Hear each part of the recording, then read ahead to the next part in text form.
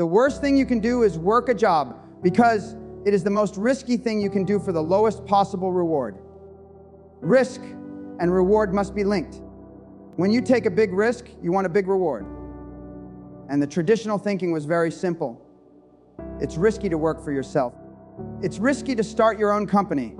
It's risky to follow your dreams. In fact, what you should do is avoid the risk, take less reward, and work for a corporate entity. Because if you work for a corporate entity, it can't really go wrong. You get a pension, you get a nice stable job. You don't have to try too hard. You don't have to dedicate yourself too much. And in the end, you'll get paid every single month on time. But of course, that's not true. Everything is now actually reversed. The riskiest thing you can do is to work for a corporate. And the reward is the lowest, highest risk, lowest reward is currently with a job. The reason working a job is the riskiest thing you can do is not because of I won't follow my dreams and I'm taking the risk of not being who I want to be, which is part of it. Truthfully, it's the riskiest way to believe you're going to have food on your table because AI is coming to replace all of you. This morning, I loaded up some recent layoff announcements. UPS has fired 48,000 people. That's 48,000 families, 48,000 breadwinners who no longer can feed their wife and kids. Amazon, 30,000 people. Intel, 24,000 employees, 24,000 families. Ford, 11,000 employees. Microsoft, 7,000 employees. PwC, 5,000 employees. Paramount, 2,000 employees. This is all extremely recent, and this is being updated every day. Are these jobs not being done anymore? Of course not. The job's being done by machines. The company's primary objective, every single large company in the world today, their primary objective is to replace as many of their staff as possible with machines. Staff are late, staff are sick, staff are problems, machines work perfectly. It's all about profits. Therefore, getting a job, working corporate is the riskiest thing you can do because you have no idea how long you're going to have that job for, and the reward is the lowest. Please keep this in mind. Everything has inverted. Now, the least risky thing you can do with the highest possible reward is to take all of your entire destiny, your fate, all of your future plans into your own hands. The ability to make money, you need to put it on your own shoulders. You don't want to be paid anything by anyone else. You want to do it all absolutely yourself because you will never fire yourself. And once you learn how to use machines, the machines will work for you. They will not replace you. And build your own empire that is the highest possible reward for the least possible risk. You took a job because safe. You don't want to start your own company because you might not make any money. So you took the safe path. You make less money. You're a slave. You sit in the commute. You have to listen to Herda, key HR departments. Your dreams never come true. For only 2 weeks a year, you have any kind of freedom, but it was safe, right? Except AI is coming to take your job. So it was never safe. The risk is the same whether you launch your own company or you have a job, but the upsides are massively different. It's 2 coin flips. The chances are the same, but on one coin flip, you can live the life of your dreams. And on the other coin flip, the best that can happen is you barely pay your bills. So why do you want a job instead of learning how to make your own money for yourself? Going to university is high risk, low reward. Getting a job is high risk, low reward. Working for yourself is low risk, high reward. Get rich and finally have a life worth living. When's the last time you tried something and failed? I'm not asking the last time you refused to try something because you were afraid of failing. I'm asking when's the last time you tried with 100% of your energy and effort and failed? Because when I think back on my life, every time I tried and I gave it 100%, I won. Which is why every single time I get the chance to try at something, I just try and go and do it. And I don't sit and delay and procrastinate because I know if I try 100%, I'm going to get exactly what I want. I've never tried 100% and not God. I have a 100% success rate in all realms, in all things. If I try, I succeed every single time. So I want to see if it's only for me or if it's for you too. When's the last time you tried with all of your heart? Not half tried. You tried with all of your heart and failed. Because if you're the same as me and you realize that you're successful 100% of the time, well, then we need to keep trying new things, don't we? More fantastical things. Most people are just born to lose. Artificial intelligence is here. Everyone understands this. Everyone knows how to use it. So, what do they use it for? They make cute videos of them being a bunny with their girlfriend holding hands, or sending stupid videos mocking their friends in the friendship group chat, calling one of the other guys gay. Hey, look, I made a video where you're gay. You don't need to make a video where he's gay. He's anyway. I know that as a fact, because if you had half a brain, you'd be sitting there thinking, how do I use this technology to make money? How do I get rich from this? You don't care about using AI to be entertained. You want to get rich. Everything else you're doing with it is a waste of time. Winners think that way. You show me AI, I think, how do I use this to make money? I don't want to use it to have fun. I don't want to use it to make jokes. I want to make money. You can use it to improve your life and become financially successful. Or you can use it to distract yourself from your crap, brokey life, sending stupid jokes to your ugly girlfriend and your friends. Every single time a new AI platform is launched, you should get richer. Every single tool at your disposal should be used for one thing: making money. Soon, people who are broke will stay broke, and people who are rich will stay rich. It is down to you to choose a team. If you're poor, you will stay poor. If you're rich, you will stay rich, which is why it's extremely important that you get rich now while you can still change teams. What's easier? Being in a constant state of FOMO and guilt and poverty, or dedicating yourself for a few hours a day to pay your bills? You're actually taking the harder option. The real dedication and hard work doesn't come from success. It comes from failure. Do you understand the inverse here? Do you understand? The laziest thing you can do is have the best life ever. If you truly love chilling so much, if you truly lack motivation, if you're truly not a tryhard, then just get stuff done. Then you can stop thinking about it, stop worried about it. If you're really dedicated, stay ugly, stay fat, and stay broke. Now you get to dedicate your life to eternal suffering. Enjoy. Your grandchildren, your great-grandchildren are going to look back on you as the biggest failure of the entire generation, of the entire ancestry. And you were motivated for like 4 minutes. And then after the 4 minutes ended, you went on Instagram and you started messaging girls, and those girls ignored you. Then you jerked off. Then you went to sleep. Congratulations. You're amda, pingharnda. You're running out of time. You need to get rich quickly. One day you won't be able to escape anymore. They're going to close the gate. If you would have just done what you knew needed to be done, you would be sitting in a completely different situation right now. Your bloodline would be financially free for eternity. Instead, you will die insignificant and be forgotten by your own blood.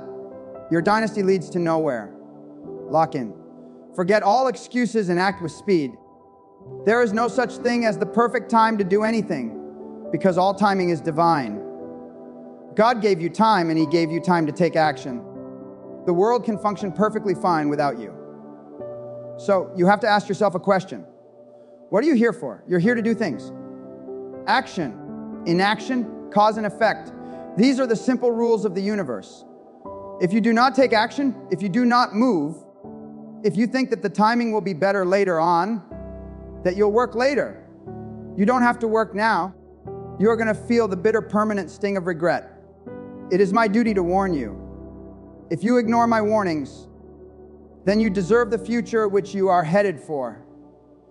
If you do not change the direction in which you are going, you're going to end up exactly where you're headed. As a professional, what action have you taken to ensure that your life is fixed? Not what action were you hoping the system would take for you. What action have you taken? You as an individual, what have you done? When it all comes back, and it's coming back, the DI, all the liberal apine, when the hordes of darkness once again descend on your towns, villages, and life, when the inflation continues to spiral out of control, when everything gets worse than it's ever been, which is guaranteed to happen in the next couple of administrations, I'm going to say, why didn't you take action and do something when the administration was on your side? 'Cause you were waiting for them to save you. Was I right when I said to you 9 months ago that a leprechaun is not going to come to your house and give you gold, and that you better get to work now? Was I right? You're still in the same hard position you were then. None of your dreams have come true. Nothing has changed. Stop praying to be saved. No one is going to rescue you. How many warnings can I give you? The second best time, the first time being the past, the second best time is the present, and the worst time to possibly take action is the future. Because every day you delay is a day of life that you're going to experience without progression. This world's competitive. We're all competing against each other, and the majority of people don't try. I've achieved this amazing life, and I've tried very, very hard, but it could have been harder. It wasn't 100% hard. Why? Because the competition's zero. Everyone is a hey, loser. I can say to somebody, listen, I'll make you a millionaire. Do this. Oh, yeah. But you know, the kids are home from school now, and then they'll sit and go, really wish I had some money, can't afford a Ferrari, and wonder why. Like, they'll be confused in their minds how they didn't end up getting what they want. Because you're a loser. I'm from a council estate in Luton, and I despise losers. So imagine you're a billionaire born into a family, a lineage which has controlled Earth for hundreds of years. Imagine how much they despise us. Do you think they give a about putting a bullet in me? Because I already know how I feel when I listen to losers complain. You just get to a point where you're like, I'm tired of hearing your excuses. Everyone I grew up with, people I know, I get it all the time. They'll message me, hey man, just unlucky. You are not unlucky. You are a lazy thing loser. That's you are not unlucky. You are breathing. The unlucky ones are gone. You're alive and you are a lazy loser. So a loser is anybody who does not have everything they want at the drop of a hat. Because if I want something and I can't have it, I can't sleep. I don't know how there's broke people out here sleeping just fine at night going, inflation is 20%, gas prices are 6 times. I never stand a chance of ever getting rich. Where's my pillow? I knew I had to find a way out. I was sitting there going, I refused to live my human years and be some second-class citizen peasant. And I was so uncomfortable that it gave me the motivation I needed to escape. But the people who go, oh yeah, nice Ferrari, yeah. Back to the TV losers. If that's the reality you've chosen to live, you get one spin in this version of life and you decide you want to be a loser. That's fantastic because my cars need cleaning. A hotel room needs cleaning. Please go pick it up. But I don't feel sorry for you people because you deserve it because it's a decision you made. Have fun at McDonald's. Most people go through life and they do not pay attention. Because if you pay attention, you'll start to learn that money is everywhere. Every building is owned. Every apartment nowadays is $1 million. If I go to try and buy a plane or a jet, they're always sold out. My yacht is a Haynes 6-year waiting list.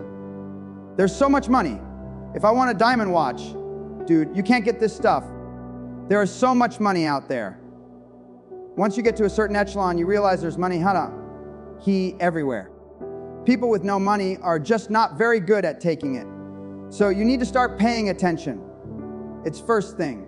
Second thing is network. If you sit in a room full of ice cream experts and all they talk about is ice cream, when someone asks you a question about ice cream, guess what?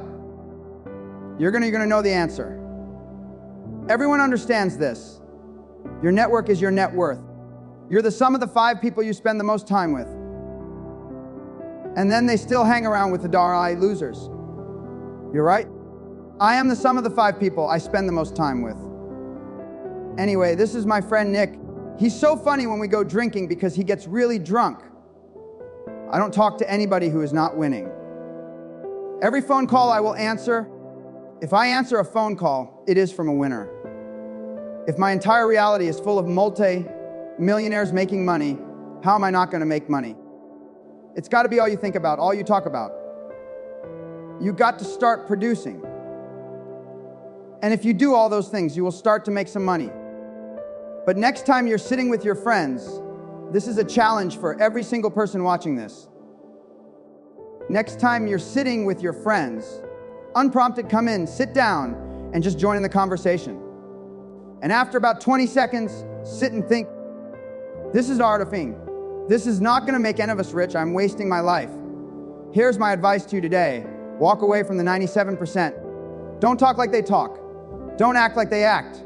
Don't go where they go. Don't specialize in what they specialize in. Lend a helping hand, but don't fall into their poor philosophical scenario. You can't hang out with everybody you've been hanging out with. I had to leave my family. My family didn't get it. Steve, you're gonna go tell jokes? That's stupid. You can't make a living telling jokes. Stupid. Quit your job. Leave your family. Pursue your dreams. My family wasn't supporting them. I got to cut my family loose. Oh, they all love me now. Everybody get a check every month. Why are you still out there telling them damn jokes? You'll see. And now they all see. So you'll know when it's time to walk away from people. And some people you need to walk away from. You have to let them go. They're not going to get it. This is very important. The people around you have everything in the world to do with the decisions you make because they get in your ear. And if they are wrong, they don't die. You die. Absolutely everything as a man is your responsibility. It's your responsibility to become your best and brightest version of yourself. And you're not going to do that simply by talking it into existence. You need to go out there and do things which are genuinely difficult, genuinely stressful, so you can become the man you want to be.